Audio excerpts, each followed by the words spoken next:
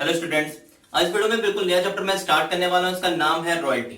Royalty देखिए BCom students के लिए बहुत ज्यादा इंपॉर्टेंट चैप्टर है और इसके एग्जाम में आने के चांसेस भी बहुत ज्यादा होती है। सबसे पहले बात कर लेते हैं कि रॉयल्टी एक्चुअली में होता क्या है। देखिए रॉयल्टी को आपको बिल्कुल सिंपल एग्जाम्पल से मैं एक्सप्लेन करूंगा। सबसे पहले जितने बच्चे भी जो पढ़ाई कर रहे हैं वो अपनी बुक को सबसे पहले देखें। उस बुक के फ्रंट पेज पे आप देखेंगे तो आपको एक पब्लिशर का नाम मिलेगा और एक राइटर का। जैसे मेरे पास ये बुक है, इस बुक के बिल्कुल स्टार्टिंग में लिखा है साहित्य भवन पब्लिकेशन। ये इस बुक के पब्लिशर का नाम है और नीचे राइटर का नाम लिखा हुआ है डॉक्टर एस एम शुक्ला। देखिए हम जब भी मार्केट में जाके बुक परचेज करते हैं हमेशा हम राइटर के नाम से परचेज करते हैं, चाहे वो डीके गोयल हो गया, ठीक है, एस एम शुक्ला हो गया, एम एल अग्रवाल हो गया, या बहुत सारे राइटर्स होते हैं जो बुक को लिखते हैं। मगर उनके पास इतने पैसे नहीं होते कि खुद वो बुक को पब्लिश करेंगे और मार्केट में सेल आउट करेंगे, क्योंकि लिखने में उतना पैसा नहीं लगता है, पब्लिश करने में बहुत ज्यादा पैसा लगता है। तो ये लोग क्या करते हैं, अपनी बुक के राइट को पब्लिशर के पास जाके दे देते हैं। अब ये पब्लिशर का काम है कि इस बुक को पब्लिश करके मार्केट में सेल आउट करेगा। तो जो राइटर है उसको फायदा क्या होगा, तो राइटर को फायदा ये होता है कि जो भी बुक मार्केट में सेल आउट होती है इनका एग्रीमेंट हो जाता है पब्लिशर से कि जितनी भी बुक मार्केट में सेल आउट होगी हर बुक के मार्केट प्राइस पे इन लोगों को कुछ परसेंटेज मिलता रहेगा, 10%, 20%, 50%, जैसा उन दोनों के बीच में देखिए एग्रीमेंट होगा उस हिसाब से पैसे उनको मिलते रहेंगे। और यहाँ पे जितनी बुक मार्केट में सेल आउट होती है उस हिसाब से पैसे मिलते हैं, कोई फिक्स नहीं होता है। 50 बुक बिकी 50 के हिसाब से आपको पैसे मिल जाएंगे, 100 बुक बिकी तो जो भी उसकी मार्केट प्राइस होगी उसका उतना परसेंटेज उनको रॉयल्टी फॉर्म में मिलता जाएगा। और ये हम लोग कहते हैं रॉयल्टी। इसको आप इस तरीके से समझ सकते हैं कि दो पर्सन है, एक पर्सन ने दूसरे पर्सन से कहा भैया आप मुझे इस एसेट के राइट दे दीजिए और मैं आपको इसके ब्याह पे पेमेंट करता रहूंगा। तो ये जो पेमेंट होता है एग्रीमेंट के बाद इसे हम लोग बोलते हैं रॉयल्टी। तो जब आप किसी पर्सन के नाम को यूज कर रहे हैं, उसके एसेट के किसी राइट को यूज कर रहे हैं, किसी जगह को यूज कर रहे हैं और यहां पे आप उसको जो भी पेमेंट करेंगे उससे हम लोग बोलते हैं रॉयल्टी। अब देखिए रॉयल्टी को आप रिलेट कर सकते हैं रेंट से, कि मैं अगर किसी की जगह को यूज कर रहा हूं तो मैं उसको जो पेमेंट करूंगा उसे हम लोग रेंट बोलते हैं। मगर रॉयल्टी आपकी रेंट से थोड़ी सी डिफरेंट होती है। इसको आप इस तरीके समझिएगा कि जो भी आपका रेंट होता है वो फिक्स्ड होता है, मंथली आप कह सकते हैं, हाफ ईयरली कह सकते हैं या ईयरली कह सकते हैं। मगर जो भी आपकी रॉयल्टी होती है वो याद रखिएगा फिक्स नहीं होती है। ये हमेशा डिपेंड करती है कितनी यूनिट्स प्रोड्यूस हो रही हैं एंड कितनी यूनिट्स मार्केट में सेल आउट होती हैं। तो ये डिपेंड करता है आपके आउटपुट पे, यूनिट्स पे, प्रोडक्शन पे और सेल्स पे। मगर रेंट आपका डिपेंड करता है टाइम पे, चाहे वो पर डे बेसिस पे हो गया, पर मंथ बेसिस पे हो गया, पर ईयर के बेसिस पे हो गया। एक और इन दोनों के बीच में डिफरेंस होता है कि जो भी रेंट है वो टेंजिबल और इनटेंजिबल किसी भी सर्विस के लिए, किसी भी एसेट को अगर आप हायर कर रहे हैं या परचेज कर रहे हैं और उसके बिहाफ पे जो पेमेंट करेंगे वो रेंट पे आता है। मगर जो आपका रॉयल्टी है वो सिर्फ और सिर्फ टेंजिबल एसेट के राइट को आप अगर हायर कर रहे हैं या यूज कर रहे हैं और उसके बिहाफ पे जो पेमेंट करेंगे वो रॉयल्टी का पार्ट है। इसमें इनटेंजिबल चीजें नहीं आती हैं। तो ये कुछ डिफरेंसेस होते हैं रॉयल्टी में और रेंट में। आई होप आपको इतना समझ में आ गया हो। अब यहाँ पे बात कर लेते हैं स्टेबल की। देखिए जैसे आपने शेयर्स चैप्टर किया होगा, शेयर्स चैप्टर में आपको स्टार्टिंग में एक प्रो डाटा टेबल बनानी पड़ती थी या ओवर सब्सक्रिप्शन आप टेबल कह सकते हैं। तो जो भी आपके एंड के क्वेश्चंस होते थे वो बिना उस टेबल के आप कंप्लीट नहीं कर सकते। उसी तरीके से इस रॉयल्टी चैप्टर में, पूरे चैप्टर में स्टार्टिंग से लास्ट तक आप कोई भी क्वेश्चन करेंगे आपको सबसे पहले ये 9 कॉलम्स की टेबल प्रिपेयर करनी पड़ेगी। और इन 9 कॉलम्स में जो टर्म्स है उसकी मीनिंग भी आपको मैं बताते चलूंगा, उसको साइड साइड कॉपी में लिखते चलिए और यहाँ पे इसका मतलब एक बार आपको समझ में आ जाएगा। और ये सीक्वेंस जैसे मैंने लिखा है इसी सीक्वेंस में आप लिखेगा। हो सकता है कुछ के नाम कुछ बुक्स में आपके चेंज हो जाएं मगर उसका मतलब और कॉन्सेप्ट बिल्कुल सेम रहेगा। तो जो मैं यहाँ पे आपको इनके नाम बता रहा हूँ, हेडिंग बता रहा हूँ, उसको प्लीज सीक्वेंस में लिखिए। और जब हम लोग क्वेश्चंस करेंगे तो अगर आपको इसका एक बार कॉन्सेप्ट क्लियर हो गया तो क्वेश्चंस करने में आपको कम से कम दिक्कत होगी।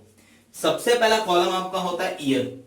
जो भी आप क्वेश्चंस करेंगे उसमें सबसे पहले आपको गिवन होगा किस ईयर की वैल्यू है।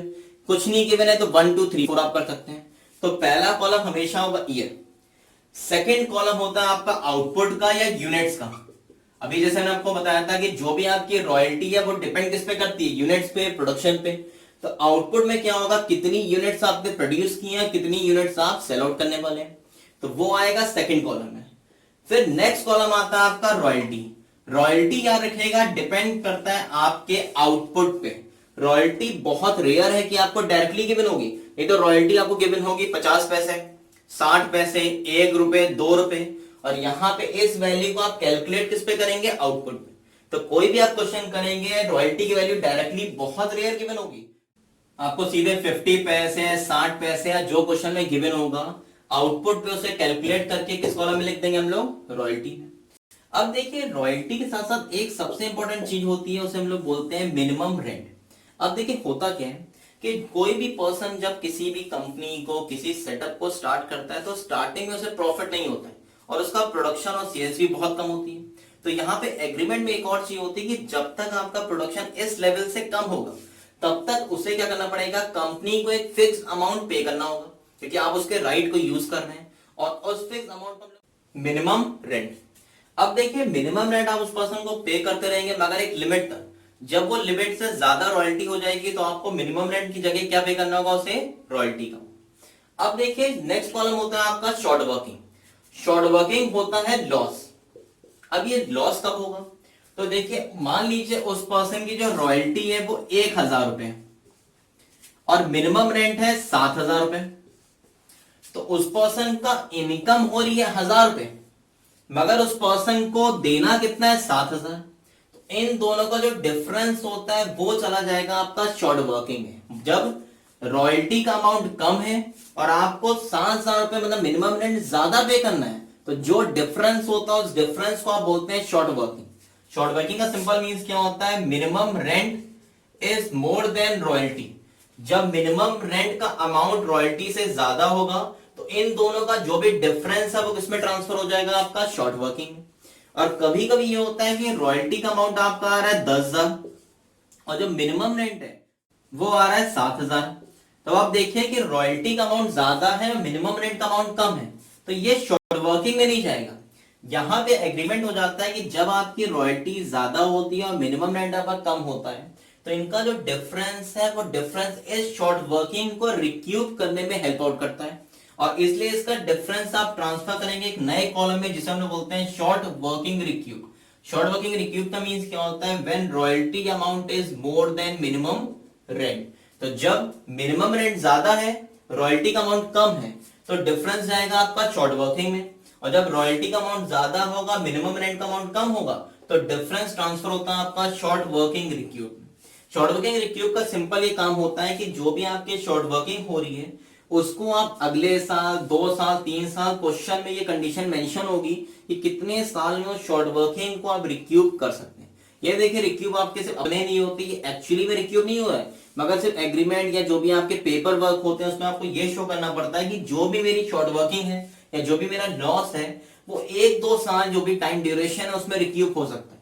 अगर वो रिक्यूब हो गया तब तो अच्छा है, अगर वो रिक्यूब नहीं हो गया तो नहीं, तो वो डायरेक्टली ट्रांसफर हो जाएगा आपका लास्ट कॉलम में और उसका मतलब है अब वो पैसे आप रिक्यूब नहीं कर सकते। कभी कभी ये होता है कि रिक्यूब आप कर लेते हैं और उसके बाद भी कुछ पैसे आपके पास बच जाते हैं, उसे आप ट्रांसफर करते हैं नेक्स्ट कॉलम में जिसे हम लोग बोलते हैं सरप्लस।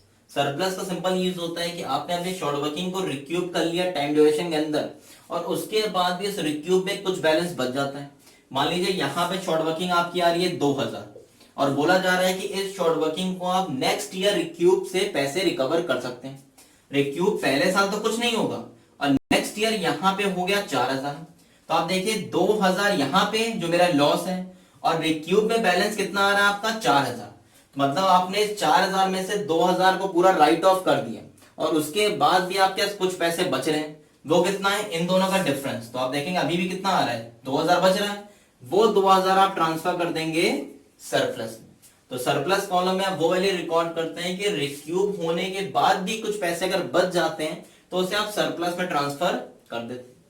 फिर नेक्स्ट कॉलम होता है अमाउंट पेड टू लैंडलॉर्ड। इसमें वो अमाउंट आप रिकॉर्ड करते हैं जो एक्चुअली में लैंडलॉर्ड को आपको पे करना है और ये अमाउंट आपका होता है मिनिमम रेंट।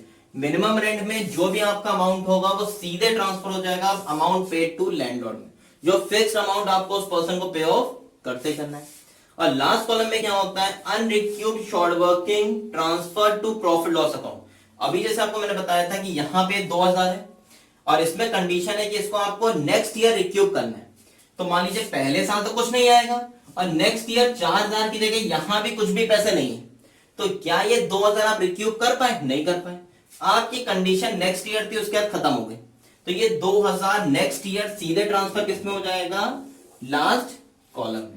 वो सारी डिटेल्स आपको जब मैं नेक्स्ट टाइम पे न्यूमेरिकल क्वेश्चन कराऊंगा तो और अच्छे से एक्सप्लेन कर दूंगा। यहां पे देखिए जो आपके ये फर्स्ट 4 कॉलम होते हैं, year, output, royalty and minimum rent, ये आपको क्वेश्चन में इसकी वैल्यूज गिवन होगी। रॉयल्टी डायरेक्टली नहीं गिवन होगी, वो आपको 50 पैसे, 1 रुपए, 2 रुपए या परसेंटेज के फॉर्म में गिवन होगी। तो ये 4 कॉलम की वैल्यूज तो क्वेश्चन से आपको डायरेक्टली मिल जाएगी। उसके बाद short working, recoup, surplus, amount paid to landlord और अनरिक्यूब शॉर्ट वर्किंग, ये 5 कॉलम में आपको खुद वर्किंग करनी पड़ेगी और उसके बाद इसकी वैल्यूज को आप रिकॉर्ड कर पाएंगे। तो प्लीज ये 9 कॉलम जो आपके हैं उसको प्लीज उसकी जो हेडिंग है उसको सीक्वेंस में याद कर लीजिएगा।